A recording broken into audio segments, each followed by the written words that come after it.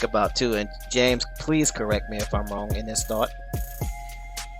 There are people that take these jobs in specific areas just to ensure that people are not counted so they can come in and do gentrification. Am I wrong, James? You are definitely right. You'll start seeing all these places creep up, and if you're paying attention to the enumerators, you'll find these same people that'll start driving around your neighborhood. These same people that'll start buying up little lots of land, dilapidated houses, and the next thing you know, they have the stripes in the road for the bicycle. They get the spray paint. They put the bike lane in there. It's very subtle on what they do. They come to find out you aren't doing anything. You aren't counted. You are not counted. I had an opportunity last year, and I am so glad that they listened to me. So people can call me an agent. People can call me a sellout all they want to. I attended a conference last year, pardon me, last October. It was in Fort Worth, Texas. And I had an opportunity to sit at the round table with the mayor of Fort Worth, Betsy Price. So we sat down and we were talking, and the census came up, one of the bullet points, the subject that we were discussing at this round table. And she was frustrated because the city of Fort Worth they left millions, with an M, millions of dollars on the table. Tens of millions of dollars on the table because of people not filling out the census. They're like, we know the numbers, but because they didn't do the census, the U.S. doesn't accept it. How they found out the numbers is through the schools, because the ISDs have a more accurate count as far as the free and reduced lunch program. So they have a more accurate count than the U.S. Census. So Fort Worth is saying, by our schools, by our ISD, we know that we have more people here in these areas than those that filled out the census. But the U.S. Census and the Department of Labor are like, hey, we can only go by the numbers that we have. So she asked, what can she do as a mayor, and what can they do as a city to ensure that these hard to count areas, the numbers are more accurate?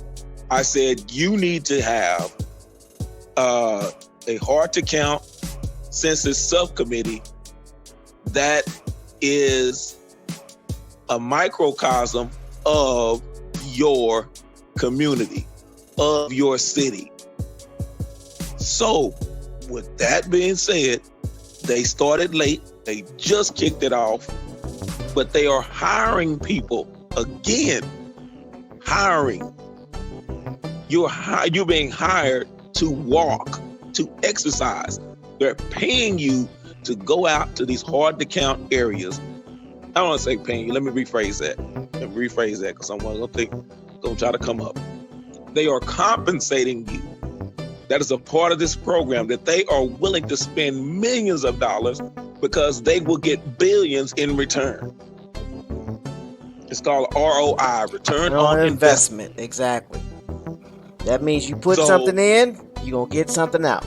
Greater than what you put in. You're going to get something out. So a lot of y'all, it's the same day, same game, different product. A lot of y'all would call that flipping it. And y'all know what I'm talking about when we talk about flipping it. We done heard that on YouTube. Somebody just, they buy a little product here. Buy a little product here. Then they decide they want to, do a little something, cook a little something in the kitchen, and then flip it. So do it legitimately. Stop doing things under the table. So opportunity, if you're in the Fort Worth area, go find out, go get involved. People that look like you. Because I told them, I said, I am more apt to open the door when I see someone that looks like me than someone that doesn't. That's what's going on in our communities. So again, if you don't get a census form, April 1st is the deadline. If you don't get a form, Go to your local registrar's office where you get your registration cards to vote. Go to your library. Stop by your city hall. Find out what's going on before a council meeting and let your mayor know, hey, no one has been to our community. So they will know about these hard to count areas, but they're not going to do anything if they know, hey, these people don't want to be counted. They don't want to be bothered. They're not going to open their doors anyway. They say the same things over and over. Oh, ain't nothing going to change. I am so sick of hearing that. I'm so sick of hearing that. You do nothing, you get nothing. I yield the mic. I'll be back in a minute. I said I was going to do like semi-automatic weapon, but I've been going on for a while. I yield the mic.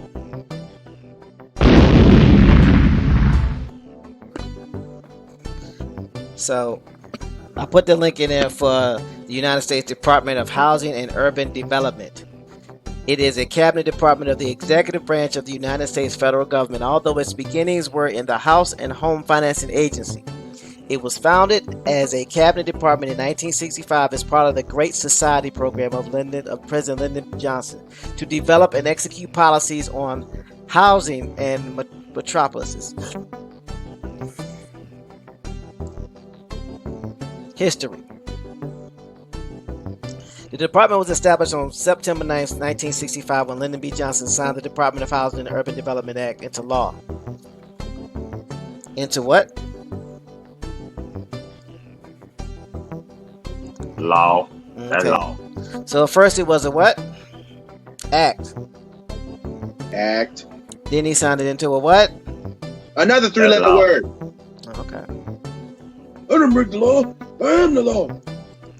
It stipulated that the department was to be created no later than November 8th, 60 days following the date of enactment. The actual implementation was postponed until January 13th, 1966, following the completion of the Special Study Group report on the federal role in solving urban